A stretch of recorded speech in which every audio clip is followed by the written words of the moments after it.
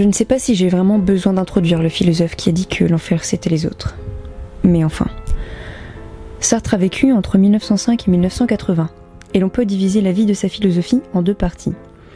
La première correspond au Sartre de la liberté radicale, tandis que la seconde correspond plutôt au Sartre qui admet qu'il peut y avoir des influences extérieures sur la vie des autres. C'est la commentatrice Jeannette Colombel qui propose de faire cette césure, et cette césure est intéressante pour penser huis clos, car Huis clos a été publié en 1943, c'est-à-dire au milieu de la vie de Sartre, au croisement de ces deux périodes. Et il est important de garder ça à l'esprit, dans la mesure où Huis clos est une pièce qui pose la question de la place du regard de l'autre dans la constitution de ce que l'on est. Quelques explications. Huis clos est une pièce qui met en scène 4 personnages. Garcin, Inès, Estelle et le garçon, qui n'a pas beaucoup d'importance pour nous aujourd'hui. Les 3 personnages sont morts, ce sont des criminels qui se retrouvent en enfer, un enfer athée qui est en réalité un salon sans miroir, sans nuit, sans paupières. Autrement dit, les 3 personnages sont contraints à interagir pour toujours, sans aucun répit, sans aucune pause. Et c'est là que ça se corse, parce qu'il y a 2 choses à prendre en compte. La première, c'est que les 3 se retrouvent en enfer. Donc, ce sont loin d'être des saints, comme je vous l'ai dit, ce sont des criminels. La seconde, c'est que l'organisation des relations entre les personnages les met dans une situation conflictuelle.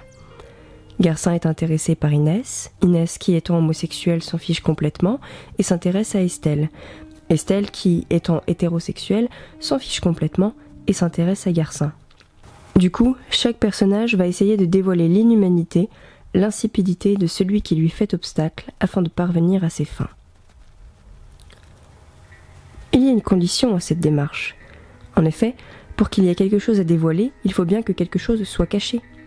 Et les personnages vont essayer de montrer les uns les autres qu'ils ne sont pas ce qu'ils prétendent, qu'ils mentent et qu'ils se mentent. Par exemple, Garcin tout au long de la pièce va essayer de montrer à Inès qu'il est fort, qu'il est courageux, alors que c'est un lâche. Inès, elle, dit qu'elle est méchante, et là, elle est dans la mauvaise foi. La mauvaise foi, ici, ça veut dire qu'elle a le projet de détruire l'autre. Mais en détruisant l'autre, elle se détruit elle-même. Autrement dit, sous la fausse indépendance de la domination, l'existence de ce personnage est dans l'autre et seulement dans l'autre. Estelle, enfin, se ment constamment. Elle soigne son apparence extérieure, n'existe donc que dès qu'elle se voit ou que quelqu'un la voit. Et ce soin apporté aux apparences est aussi là pour masquer ce qu'il y a véritablement en elle, les crimes qu'elle a commis. Parce que oui, ces 3 personnages sont la crème de la merde humaine. Garcin, par exemple, trompait ouvertement sa femme en couchant avec ses différentes conquêtes dans la chambre du dessous de celle du couple. Et sa femme, au matin, leur apportait le petit déjeuner, à lui et à sa conquête. Soldat, il a déserté et a été abattu pour cela, mais il préfère raconter qu'il était pacifiste engagé. Il travaillait en effet pour un journal, mais ce n'est qu'un prétexte pour se redorer la conscience. Inès, quant à elle, a causé le suicide de son cousin. Son cousin avait une compagne, elle s'appelait Florence, et Inès l'aimait beaucoup. Alors elle a entrepris de changer le regard que Florence portait sur son cousin, afin d'avoir une relation avec elle. D'où le suicide du cousin. Rongée par le remords, un soir, Florence va ouvrir le gaz, se tuant et tuant Inès. Inès qui a donc provoqué la mort de 3 personnes. Son cousin, Florence et elle-même. Enfin, Estelle a eu une relation adultérine. Cette relation l'a mise enceinte. Elle a tué son enfant en face de son amant, qui s'est suicidé. Elle est partie. J'ai relu la pièce plusieurs fois, évidemment, pour écrire ce que je voulais vous dire, et je n'ai pas trouvé les raisons de son décès.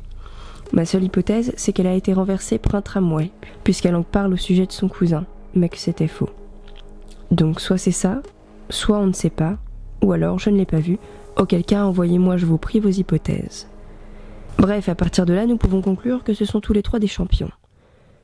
Mais du coup, ce qu'il faut comprendre, c'est que quand Garcin, à la fin de la pièce, dit « l'enfer c'est les autres », il faut avoir à l'esprit que c'est un lâche qui dit que l'enfer c'est les autres, parce qu'il n'arrive pas à parvenir à ses fins et à se faire voir auprès des autres de la façon dont il aimerait qu'on le voie. L'enfer c'est les autres ici, c'est une vérité contextuelle, où les 3 personnages se convoitent entre eux et sont chacun dans la mauvaise foi. Cependant, il y a autre chose à dire sur la mauvaise foi.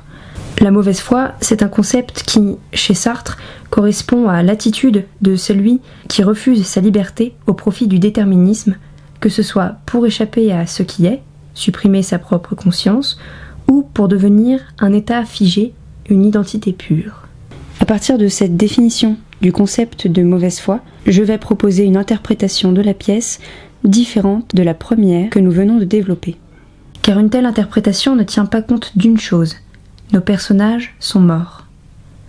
Étrangement, en effet, la description de l'enfer athée de Sartre est telle qu'on a davantage tendance à l'interpréter comme une métaphore de la vie.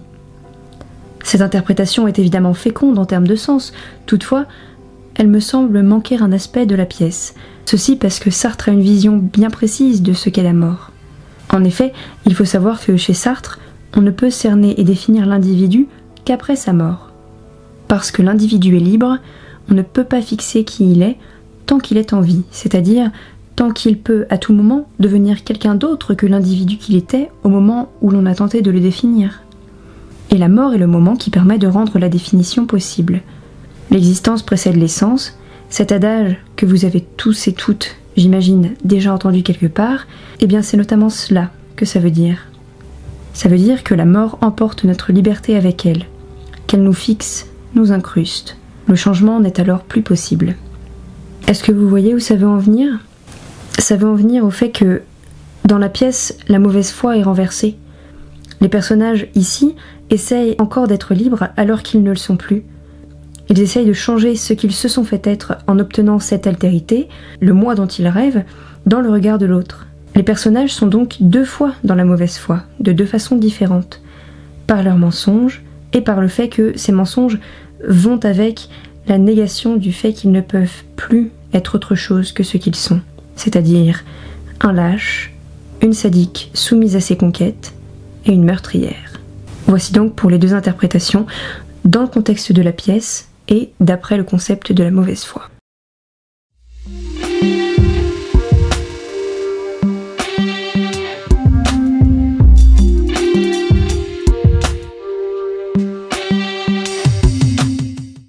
Maintenant, il faut faire sens de tout ça. Parce que pour l'instant, la seule chose qu'on vient de faire, c'est d'expliquer une situation dans son contexte. Il reste à expliquer ce qui est mobilisé pour que cette situation ait lieu. Je vais introduire ça en rappelant ce que j'ai dit au début. En enfer, ils ne dorment pas, il ne fait jamais nuit, il n'y a pas de miroir et on ne cligne jamais des yeux. Ce que Sartre met en scène, c'est l'importance fondamentale du regard de l'autre dans la constitution de soi. La première idée, on peut la présenter en disant ça. L'enfer n'existerait pas sans le paradis. De la même manière, si les autres sont en mesure d'être l'enfer, c'est parce qu'ils sont aussi l'un des plus grands lieux d'espoir. Je dis lieu d'espoir parce que c'est notamment dans le regard de l'autre que l'on peut s'éprouver, voire s'éprouver en tant que sujet. Pensez-y, une partie de votre vie émotionnelle a lieu à travers le regard de l'autre. La honte, la culpabilité par exemple sont des émotions qu'on éprouve par le regard de l'autre. Et ça, Sartre l'expose par exemple dans L'être et le néant. Mais en l'occurrence, dans la pièce huis clos, il n'y a que le regard de l'autre. C'est problématique dans la mesure où les autres, qui sont présents dans la pièce, ne sont pas bienveillants. Il faut se rappeler la citation d'Inès lorsqu'elle joue à être le miroir d'Estelle qui se remaquille. À ce moment-là, elle lui dit « Et si le miroir se mettait à mentir ?» Ici, la difficulté est double. À la fois, les personnages étant dans la mauvaise foi, ils veulent voir dans le regard des autres une image d'eux-mêmes qui n'est pas authentique. C'est, par exemple, Garcin qui veut qu'Estelle lui dise qu'il est courageux. Quelque part, pour restaurer le rapport qu'ils ont à eux-mêmes, dans une conscience qu'ils ont de leur médiocrité, à laquelle, puisqu'ils sont morts, c'est-à-dire qu'ils ne peuvent plus évoluer, ils ne peuvent pas échapper. Et en même temps, cela les rend extrêmement dépendants du regard d'autrui, et donc vulnérables, crédules face à leur jugement. Si vous souhaitez approfondir la question du rôle de l'autre dans la définition de soi, elle est notamment développée par Sartre dans ses réflexions sur la question juive. Enfin, le dernier niveau d'explication et d'interprétation que je proposerai ici est un niveau, disons, plus métaphysique. Je tiens à préciser que je vais simplifier et donc manquer quelques subtilités. Faute de quoi, il m'aurait fallu faire une vidéo environ 2 fois plus longue. Je n'y tiens pas. Alors, Sartre fait une distinction entre l'en-soi et le pour-soi, qui se différencient comme l'objet et le sujet. L'en-soi, c'est la matière, l'objet. Une table est un en-soi. Les mots sont des en-soi. Le pour-soi, c'est la conscience. Il n'y a que la conscience qui soit pour soi, pour elle-même. La conscience est pour elle-même. Il n'y a qu'une conscience qui a la possibilité d'avoir un point de vue. Or, c'est cette capacité-là qui définit le pour soi. Une table ne sait pas que c'est une table. Un être humain sait que c'est un être humain. La difficulté, c'est que la communication, la façon dont on considère l'autre, passe presque nécessairement par un processus d'objectivation. C'est-à-dire que lorsqu'un sujet, un pour soi, une conscience, s'exprime, pour se faire comprendre par une autre conscience, un autre sujet, un autre pour soi, la médiation qu'ils utilisent, par exemple le langage ou les gestes, sont des processus d'objectivation. On l'a dit, les mots sont des en soi. Ainsi, s'exprimer et communiquer de pour soi à pour soi implique que l'on passe par un niveau inférieur au pour soi, que l'on passe par un niveau en soi. Donc, passer par les mots ou d'autres processus de médiatisation, c'est s'objectiver. C'est le temps d'un instant faire de soi un en soi. Pour reprendre les définitions, on pourrait dire par exemple que l'en soi ce serait X et que le pour soi ce serait X plus 1. Le problème c'est que dans la communication et même dans notre rapport à nous-mêmes en tant que pour soi, on est capable seulement de saisir X. On manque toujours quelque chose. Même quand on pense à soi, on se prend pour objet par exemple. Cette expression n'est pas anodine dans la philosophie de Sartre. Comprenez donc, autrui n'est capable de me saisir que comme objet, tandis que je suis sujet. Et je ne peux moi-même m'exprimer qu'à partir d'objets. Lorsque je m'exprime, j'extériorise quelque chose qui est en moi, mais qui n'est pas moi en tant que sujet. Autrement dit, ma dimension de sujet échappe toujours et nécessairement à l'autre. Et ça donne à l'enfer c'est les autres une dimension tragique dans la mesure où ça devient inéluctable. L'autre est celui au travers duquel je peux m'éprouver, dans son regard par exemple, et en même temps, il ne peut renvoyer de moi qu'un tableau incomplet. Rassurez-vous, Sartre a pris la mesure de ce qu'il a dit. Une théorie de l'imagination et une théorie du style vont lui permettre de créer des portes de sortie à ce problème que je ne développerai pas ici, sinon je vais définitivement pouvoir faire cuire du riz dans vos cerveaux. Toutefois, j'aimerais malgré tout vous montrer pourquoi il a dit ça. Pourquoi même il a fallu qu'il dise ça. Dans la perspective plus métaphysique que je viens de décrire, son enjeu, en réalité, c'est plus celui des interactions humaines et de la mauvaise foi.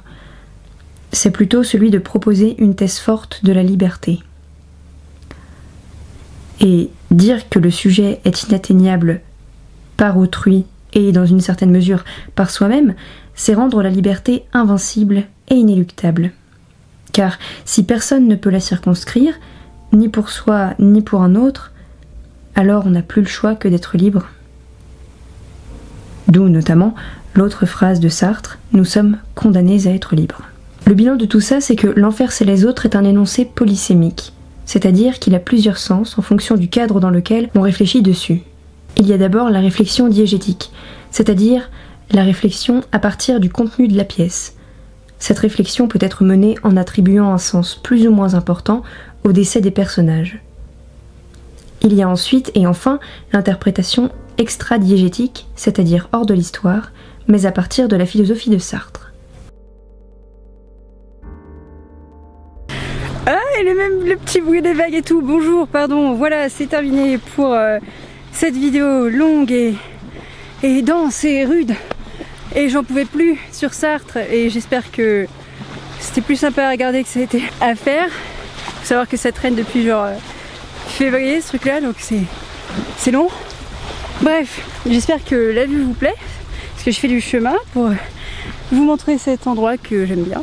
Enfin on s'en fiche un petit peu, mais voilà, c'est pour le cadre, pour une petite vidéo d'été. On se retrouve bientôt pour le contrepoint, j'espère, parce qu'il va sûrement falloir en faire un. Du coup, si vous avez des questions, des trucs à dire, à rajouter, à contester, je ne sais pas moi, eh bien commentez. Et si vous avez aimé, vous pouvez liker la vidéo avec ce merveilleux pouce qui n'est pas du tout dans le cadre. Vous pouvez également partager cette vidéo si vous êtes un peu fou. Et puis voilà, on se retrouve à très vite, j'espère. Voilà, voilà. Bye.